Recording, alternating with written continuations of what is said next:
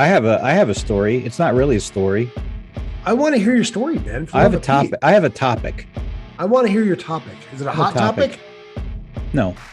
Oh. Some people keep, people keep dogs and cats as pets. Those bastards. Have you ever seen people who keep this kind of cat as a pet? It's called a caracal. Caracal. Caracal. No. Is that the one that's like closely related to the snow leopard? It's huge. They're like really big, and they don't have slit eyes. They have round eyes. No, they just... no. I know what you're talking about. No, okay. But it's like it looks like kind of like a big, almost like a bobcat, and it has these big tufts of hair on its ears. You ever seen one of these? That sounds like a lynx. Yeah. All right, hold on a second. Hang on. I'm going to show you a little video. All right. Okay. So here, I'm going to show you a video about this thing. Oh my God. Yeah. Okay. Oh, great. That reminds me of John Travolta. I wish you could hear this. Oh my God. It growls. Can you hear this? God. No, I can't hear it. Look at it. Yeah. Oh my Lord. They took it to the vet, and the thing. And the vet just sits there in their pants. It just sits there and growls the whole time and hisses. Look at it. That's somebody's pet. No.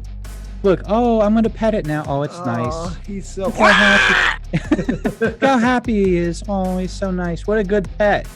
But then 2 seconds later, he'll be hissing again. Or here's the other one. Let me show you this video here.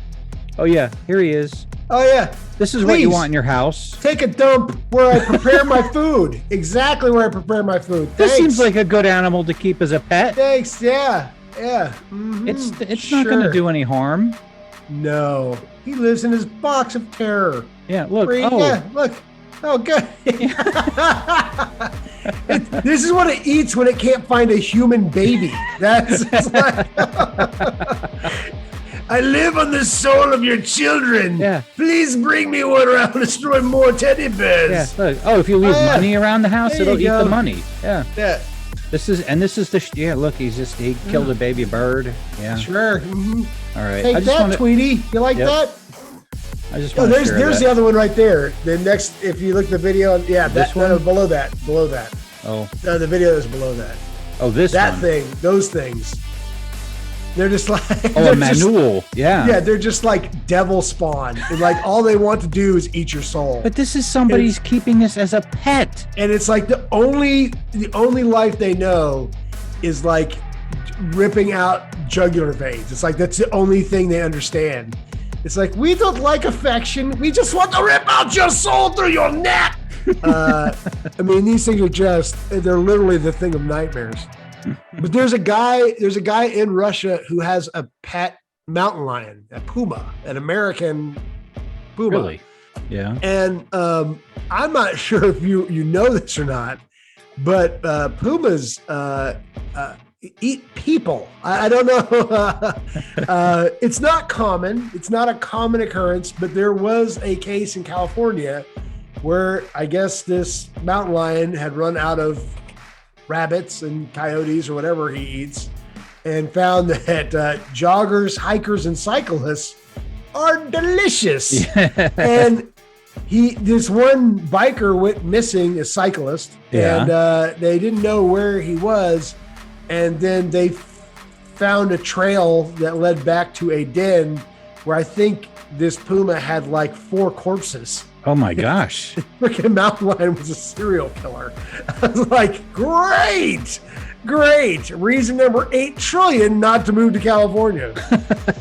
So yeah, I'm terrified of Mother Nature,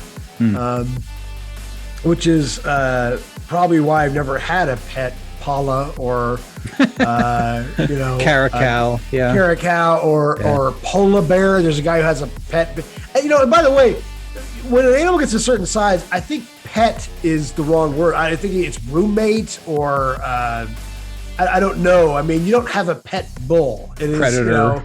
It's like. Well, how about a horse? Would you call a horse a pet? I know. I wouldn't call a horse a pet. It's too damn big.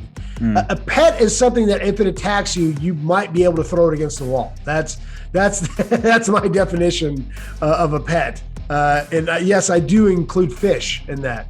Or crabs, lobsters. You slippery bastard. Yeah. A lot of people don't know that there's only one predator of the great white shark, and that is the Great Dane. A lot of people do not know that. I did not know that. Yeah, we're bred for shark hunting.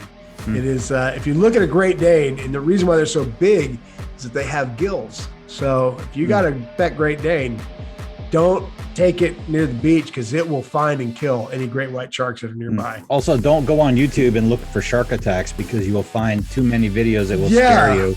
Oh, and like God. people, they're like diving and they're like, oh, look, there's a shark. And it grabs them on the leg. Like, who could have seen that coming? Right.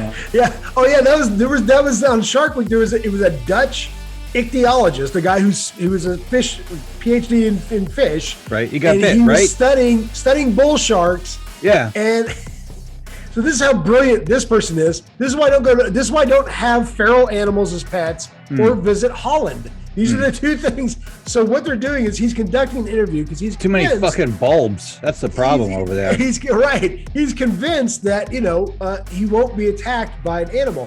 So he and the documentarian are standing together, and then they have a camera that's kind of, I think it's half submerged, so it has like both their bottom views, half water, in the water yeah. and them in the water. Yeah. And off camera, there's a person throwing chum at their legs to get the sharks to come in. Well, that's a good idea. Yeah, which is brilliant. That's the best way to study them, to get them really close. Study sharks' behavior is like, well, just takes a piece of tuna and just throw it right at my shin, and the sharks will come swimming by, and everybody will be happy, and we'll all have tulips and wooden shoes.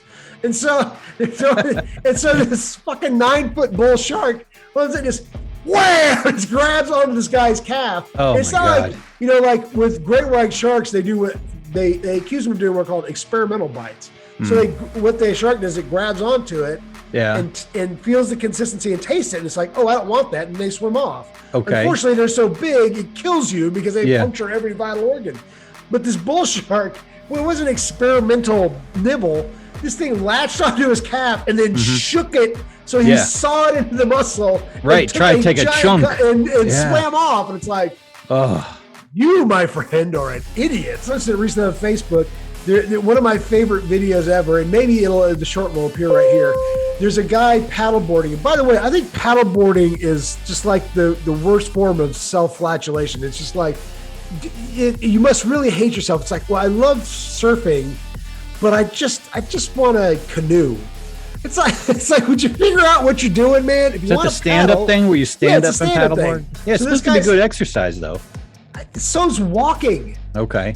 Surfing is excellent exercise. You don't need a paddle, and kayaking is excellent exercise. You don't have to stand up. It's like, figure out your sport. Anyway, so this guy's paddling out into a wave, okay?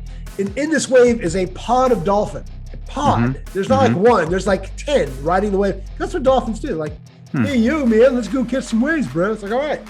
So this guy comes swimming up, and this dolphin's like, yo, Dick, are you blind? We're surfing here. Jumps out of the water, boom, totally just nails this guy right in the chest. Boom, just throws him off his paddleboard. And I find that to be the funniest thing ever. I love that. It's like, yo, man, I'm on this wave, bro. Don't crash my wave, bro.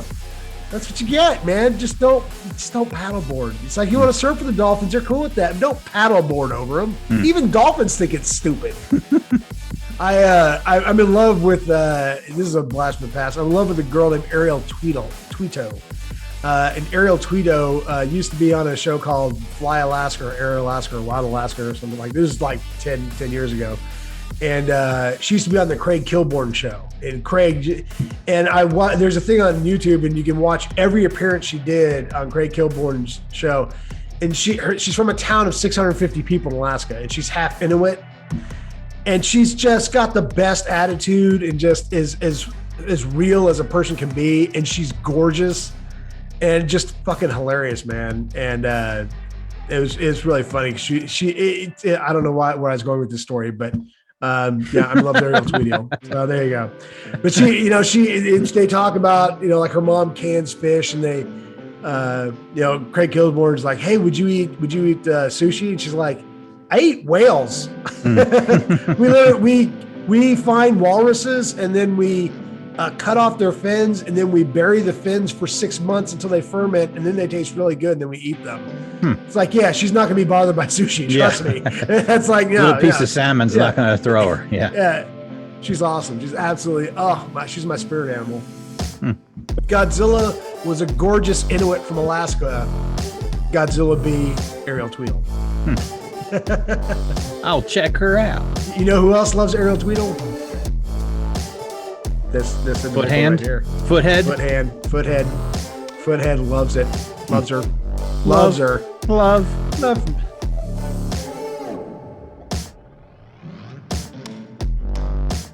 Oh, I'm sorry. Excuse me while I play with my golden locks. Oh.